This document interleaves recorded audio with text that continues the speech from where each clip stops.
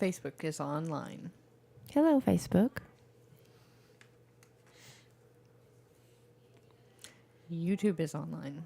Hello, YouTube. All right. Are we ready? Mm-hmm. This is Andrea Yount. We are preparing for Therapy Thursday, our weekly broadcast on mental health topics. Therapy Thursday is brought to you by Affinity Counseling Services and A Lovely Pause. This is a test. Affinity Counseling Services is located in Piggott, Arkansas, and Kennett, Missouri. We currently have 4 therapists in our office and are taking new clients. To join our sign-up sheet, visit counselingwithaffinity.com. And to find out more, you can call me, Kindred, at 870-324-5122 or 573-840-0440. Thank you.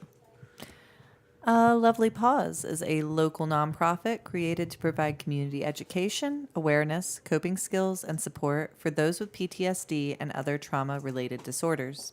May is Mental Health and Trauma Awareness Month. This month we are featuring our free printables section on our website. We have lots of free resources to help you spot cycles, reduce anxiety, dig deeper, and much more.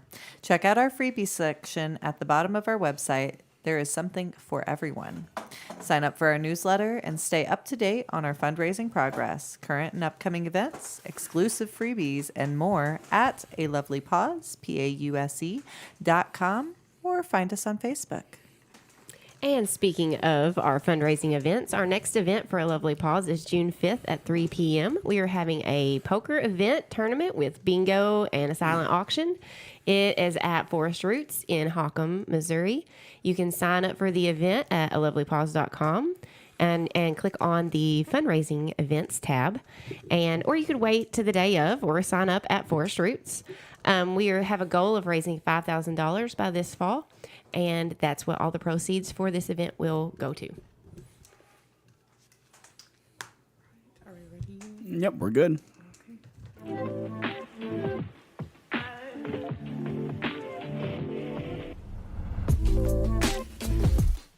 Therapy Thursday normalizes discussing mental health topics in a safe, supportive environment, because not being normal is normal.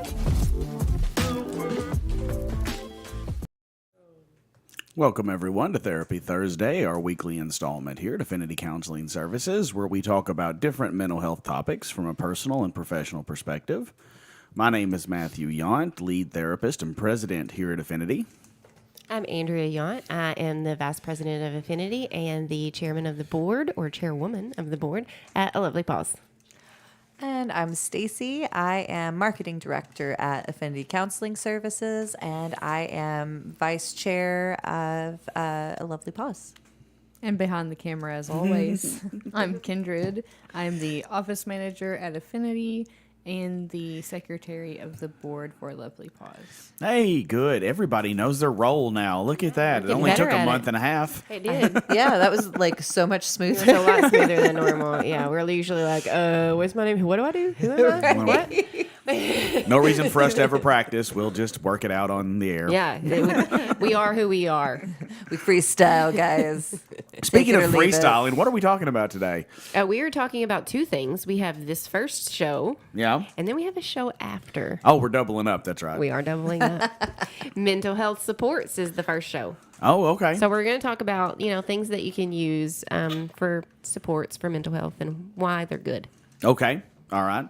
Well, let's see. Oh, and do you have anything that you want to promote before we get started? Yes, if you were here for the sound test, you heard that our next fundraiser for A Lovely Pause is June 5th at 3 p.m. at Forest Roots in Hockham, Missouri. You can sign up for our event on alovelypause.com at the fundraising events tab. It is a poker event. We will also be doing bingo and a silent auction. So you can go and have some fun for a good cause. All the proceeds will be going to our goal of raising $5,000 so we can start serving our first clients. Yeah, that's awesome. All right. So we're talking about like support systems for mental health, right? Okay.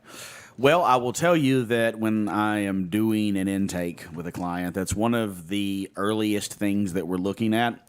We typically look at things like your medical history, because we've talked about the role that physical health plays in mental health. But we also look at your symptoms. and then the reason why you say you want to come into counseling, because that can give us some idea as to the problems that you're having. But one of the primary things we look at is your support systems, primarily because your support system is going to help dictate where we can actually start in the therapy process. Sometimes when people come in, they have, like, their support systems are just terrible. They have people around them that are either negative, abusive, or telling them not to come to therapy in the first place. Or maybe they have, like, nobody in their life that they recognize as being supportive.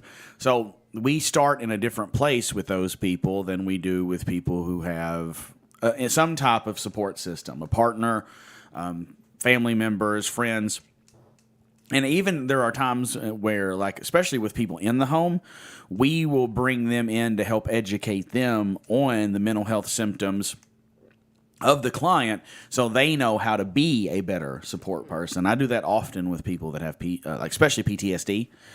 We talk a lot about how to be more trauma-informed and how to respond to trauma, how to recognize the symptoms of when the effects of trauma are occurring. So understanding right up front that the person's support system can kind of help dictate, are we going to have to help you try to find a support system? Are we going to have to help get you in connections with people that can be supports? Is there a support system to educate? How much does that support system help? How much does it hurt? Because sometimes we deal with people that are, like, in really bad relationships, and they're on their way, like, trying to find their way out of those relationships, but don't know how. And change, because that is so detrimental to them that we can't even really do a lot of mental health work other than some education until they change their surroundings and the support systems that they have or the lack thereof. Because those things are so negative on them, you don't know how much the environment is causing their mental health symptoms versus how much they've got something else that's causing those. And that's where a therapist can become a little bit a part of that support system, because in that situation, when you recognize, and you bring to the forefront that there's not any support around them, that they don't have any of these systems, and that they've got to get out of this situation.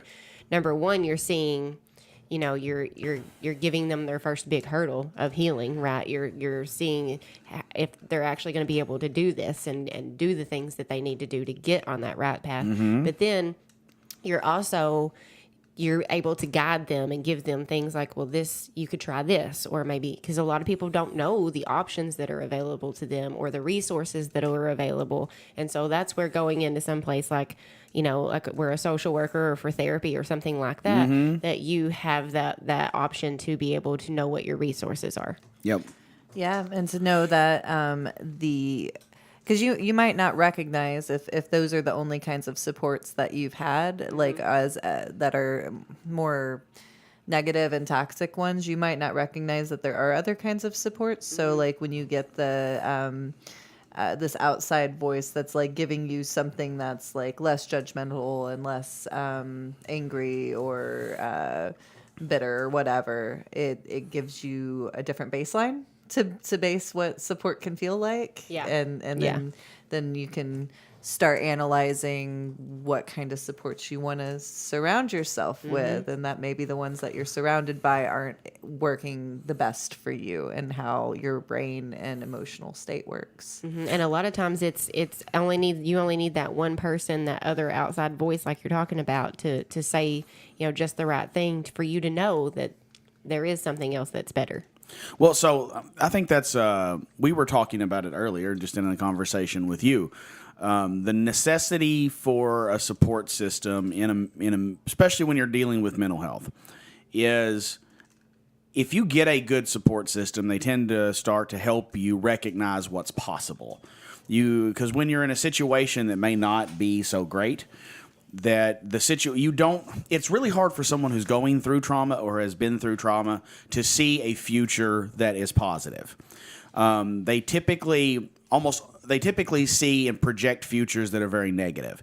So they either start to question like all the things that could possibly go wrong in the future, or they start to look at the way that the situation now just is not going to lead to anything good. They can't picture it, but they just know it's probably not going to be good for them. Well, and then from my own experience, being on that outside looking in, trying to figure out what in the world was different and what they were doing different than I was, which I was, a younger adult and teenager during this time, but like not being able to see like what do they have that I don't have, and not recognizing, what that was and how to even go about getting that. And so like, being put in putting yourself in these situations where you're shown like therapy or whatever, where you're shown these different sides or these different options, it's like just a way for you to, like you said, people are just like, they need that person to tell them some outside perspective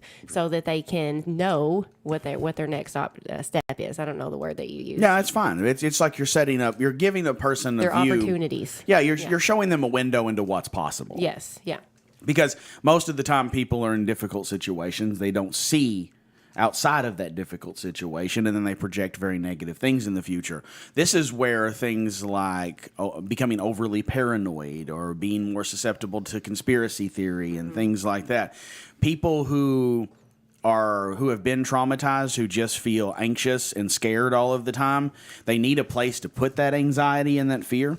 And so they project it onto their future. But because they can't adequately project a future of their own, they start to project it onto the world around them, and they start to think the world is unsafe and people are out to get me, and then people are looking at me funny, or people are like plotting against me. And so they start to project paranoia. Then they start to do things like hoard and isolate and keep themselves away from other people. But what can happen is when someone or a group of people come in and help give a different perspective on things, and you start to see what's possible, and you start to develop and grow and go down a different path, what you'll notice is there's different growth points where you'll recognize that your old thinking patterns are trying to kick in. Mm-hmm. Like we were talking about them, like trying to be a living thing, right? It's like trying to kill something like an animal that like it really you're is. Trying to think of it like killing it with your bare hands, and it's like, oh, I'm not just going to sit here and take this. Yeah. No, these thinking patterns in you are like living things. They're alive, and they do not want to die, and they put up a fight. So when you start pushing back and creating new ways of thinking, they start pushing back even harder. Mm-hmm. Like, I'm not going to just sit here and let you kill me. What about this? Have you forgot about this? Well, maybe you should go back to this. Well, let's do this again. Yeah. And it brings back to that old analogy that we've always used, the dirt roads and the highways, right? Mm-hmm. So you've been on this super highway for so long of reacting and doing these certain things and saying these certain things or feeling these certain feelings. So whenever you try to change that, it's like going on a dirt road. Like it might be a little bit harder, might be a little bit more scenic of a road, Bumpy. But bumpy of a road.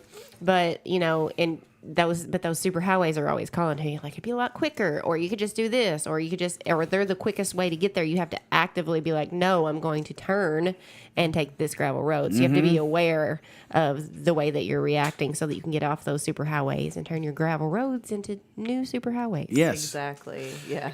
My turnoff's coming, guys. I'm going to hit it more consistently. But my car's breaking down, and I don't know if I can handle that. Yeah, there's just so many things. Belief systems are weird. I have just come to feel like I can almost conceptualize them in the sense of being like living beings, because they do act that way. They speak to you in voices of intention, and some people actually hear them as audible voices when they're having hallucinations. They hear them as audible voices.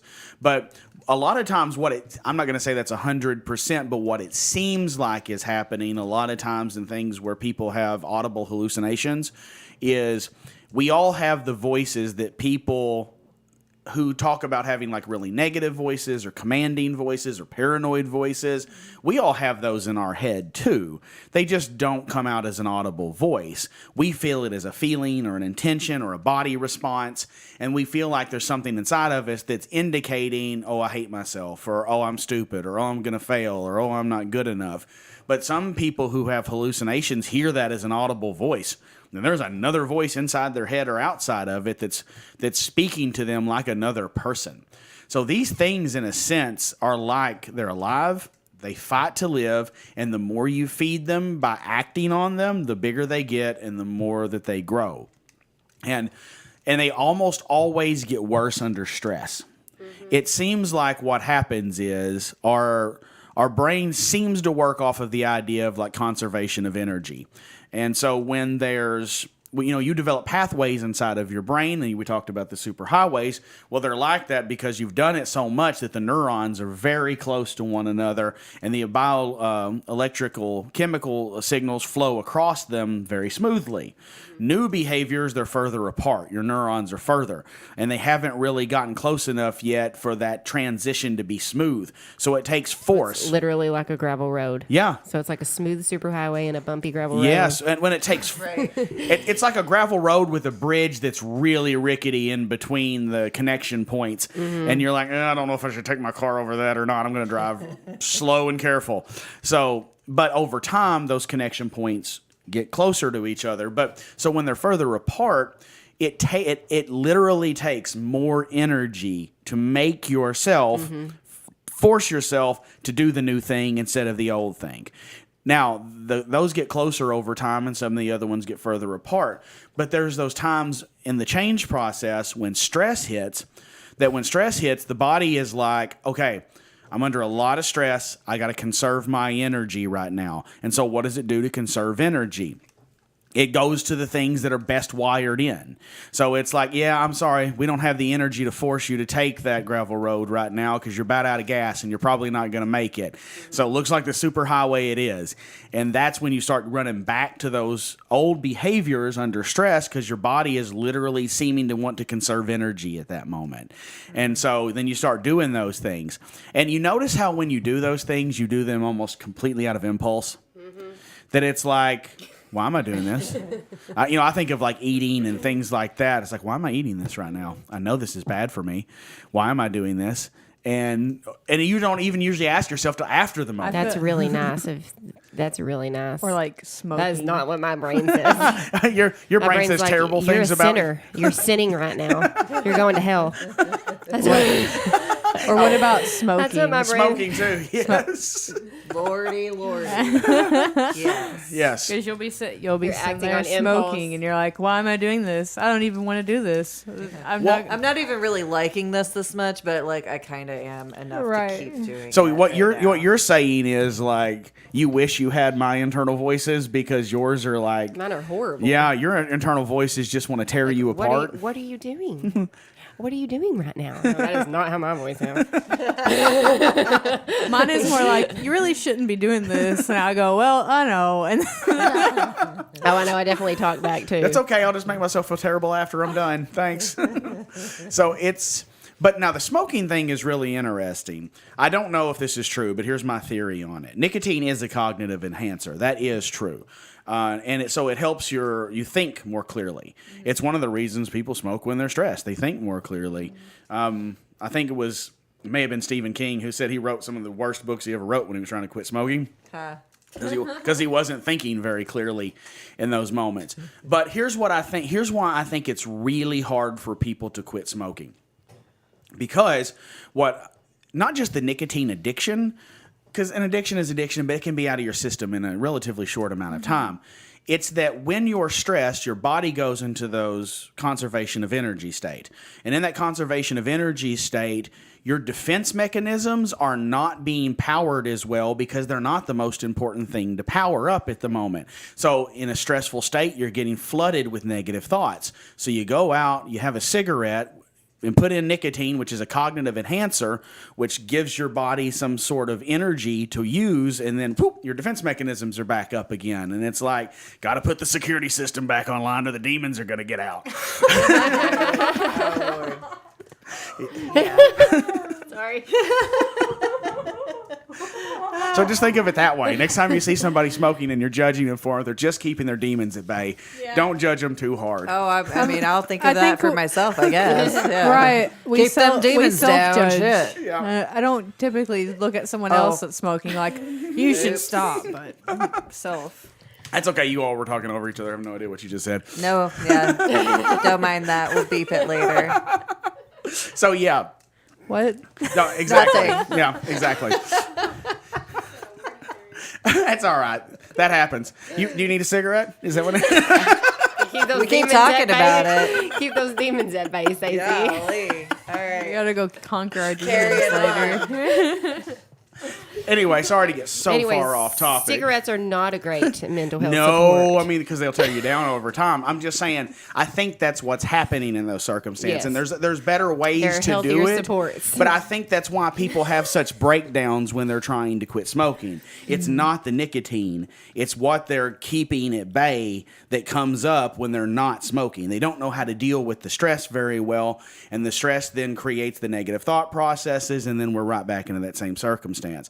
So So okay. to quit smoking, you need to go on vacation. Yeah, yeah, there you go. Hey, well, doing things that help like distract you and build you up and make you feel better, yeah, that would help you quit smoking. So, what are some good mental health supports? smoking? Smoking is definitely so. Good mental health supports. Obviously, going to be friends and family. Yeah. That's all. But okay, so what are some other things? Yeah, okay. So here you've got to look at it like this. If you're relying on things for supports that are not good for you, you kind of have to think of them as crutches. And you don't want to just kick someone's crutches out from underneath them and go, "It's time to walk." That's a rude Right. way of doing it, and it's not going to work very well. So you got to replace those things, like somebody needs to go through some physical therapy, some rehab, and that's essentially what you're doing here. So when you're trying to get a better support system, first you need, if you can get it, you need people around you that have some positivity, which is why I think things like what you're trying to do with the yoga, the trauma-informed yoga, And a lovely pause. and that's what we about to mention that too, and a lovely pause is a good way to do that, because not only is a lovely pause trying to help people get connected to services that they need, but they can come volunteer. It's building community too. Yes. So they can come volunteer and be around a group of people who have all had to deal with mental health issues at some point in their life and who are doing relatively well, so that your people that can understand what it's like to have mental health issues, see on the other side of those, and make positive changes Yeah. and be a support system for somebody else. So they can find positive people in their life like So that. what if they don't have positive people in their life? So if they don't have positive people in their life, then maybe the most positive person that they're going to have is their therapist. I could say something else. Something that you've always wanted to do, go try it. Like push yourself Yeah, to do sure. those types of things. Yeah, If you've always absolutely. wanted to try a yoga class, go try a yoga class. Something that's going to be calming. You always wanted to paint. There's so many like paint and pours and craft workshops. We've got the craft cow here in town. So there's so many of those types of things around now. Like just go try something new and find people who are doing those things, because those majority of the time, most of those people are there for the same reasons. They're Yep. finding those coping skills to help them in a healthier way. Yeah, sure. And I would also say, now I'm cautious to say this, so you're gonna have to look hard, but I can maybe recommend a few places. But church. Yeah, church can be a wonderful place to go start to be around positive people. It can also be a really place to find a lot of people who have been traumatized, and there's a leader at the head that's just trying to control everybody and using their traumatized state against them. So you kind of have to I think it's better to find people that you connect with, and if they go to a church, then go with them. Yes, yeah. But instead of just like, I'm going to go jump around to churches and see what works, because there's a lot, unfortunately, over time, there's a lot of narcissistic, abusive people that have hijacked a religious organization and used it to control other people to get what they want. And that can happen in any organization, any organized structure. So that's why I think it's good to find people that can help connect you to structures and systems that are positive. Right. Because the exact same thing can happen with a therapist. It can happen with yoga. It can happen wherever you're going. Yep. You can go to a therapist, and that therapist is just like, I don't really know what I'm doing, but I am going to try to collect a paycheck. So you want to just talk about your day? How was your day? Or you can get a therapist that's just sitting there like, yeah, okay. Typing notes, texting, just while you're talking. So you get some therapists that think they want to try to control you and just try to solve all your problems for you. So I think it's better to connect with the people and let the people lead you to good resources and systems from there. Other things people need oftentimes are adequate or effective medical treatment. They need to get their hormones checked, their vitamin levels checked. They need to get their blood pressure, heart rate, all of that stuff checked because that could be contributing to some of their problems. They need to exercise. I know that's one that's overused, but very necessary. It makes you feel good to get positive exercise. Even if it's just like going for a walk for an hour a day. Yeah, absolutely. Go touch grass. Yes. Yeah. That has become a new phrase, I guess. That's one I see on TikTok a lot. Does that mean just go outside? It does. Oh, okay. See, I always thought that was like an insult at some point, but it's like, no, you just need to go outside and actually experience something besides being inside all the time. It probably is kind of an insult, but I meant it lightheartedly. Oh, okay. Fair enough. You mean it in the actual literal sense of you need to go out and feel some grass. Yes. Yeah. So there's those type of support systems that you can get into, but it's mostly don't try to take on too much at one time. If you try to change a lot at once, you're gonna end up overwhelmed, stressed, and right back to where you started because under that stress, you're gonna go right back into the old behaviors again. Pick one thing, change that one thing, get it going pretty good, then focus on the next thing. Sometimes you can do two things at once, and that's okay, but I don't ever recommend more than that. So if people are in a negative relationship that they want to get out of, like in therapy, our first focus would be on how do we get you to a place that's safe? What do you need to get your life going again? If somebody's dealing with addiction, how can we at least start to get you a little bit more clean so that you're showing up for therapy sessions with a clear head? It's just little steps at a time that are manageable, obtainable, and measurable. That's how you start to develop supports. So, yes? No. Oh, I thought you were about to say something.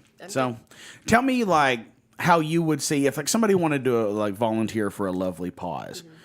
What would be the process of doing that, and how would they see doing that would be a the start of a support system for them? I'm glad you asked because we are just now getting that a little more streamlined. Mm-hmm. We do have a link on our website. If you go to alovelypause.com/volunteer, or just go to alovelypause.com and click on the volunteer tab.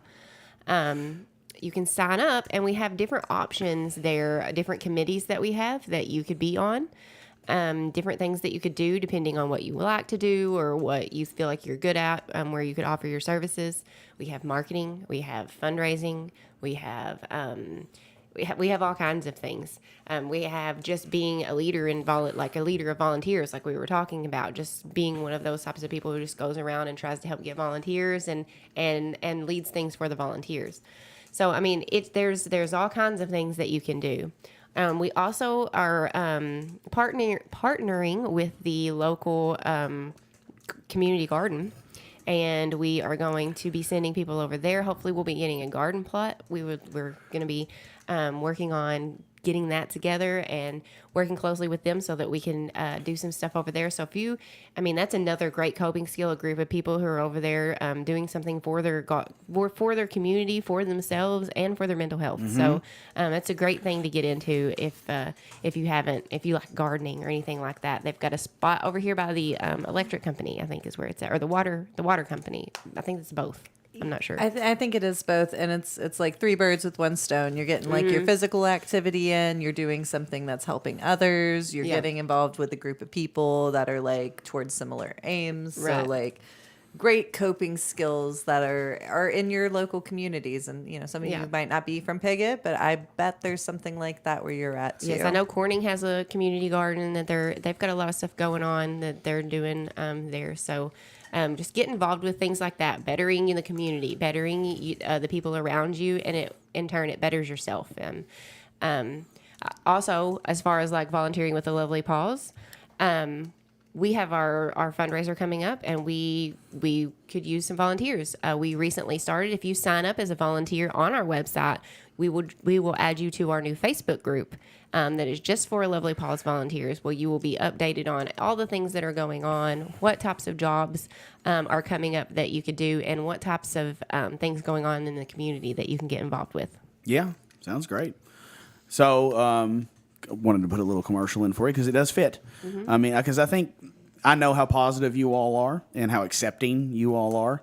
And I think it can be intimidating for somebody who has not had a support system to look at you guys doing all the things that you do and all being, successful people, that it could be intimidating, like, oh, they won't want to talk to me or they won't get where I'm coming from.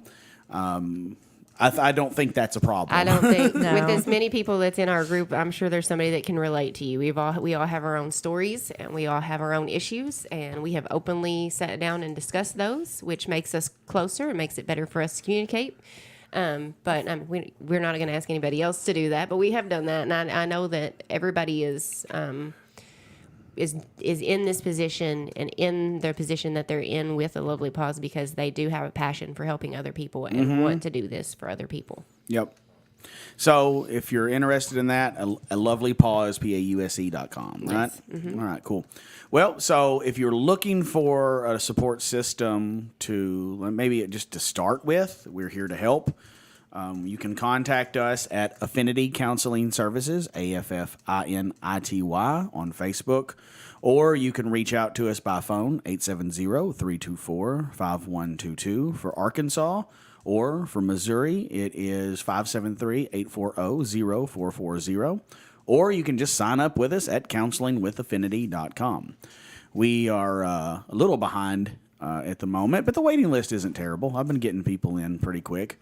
And I'll be ending a class I'm teaching at Black River relatively soon, and by the end of the month, and that'll free up some spots for me too. So, and what about a Lovely Paws? Anything else you want to plug there? Usually you throw something in at the end. Yeah, next month, June, is PTSD Awareness Month, so that's going to we've had mental health awareness and trauma awareness this month, so next month is PTSD Awareness Month, so we're going to go a little bit into that next month of what is trauma.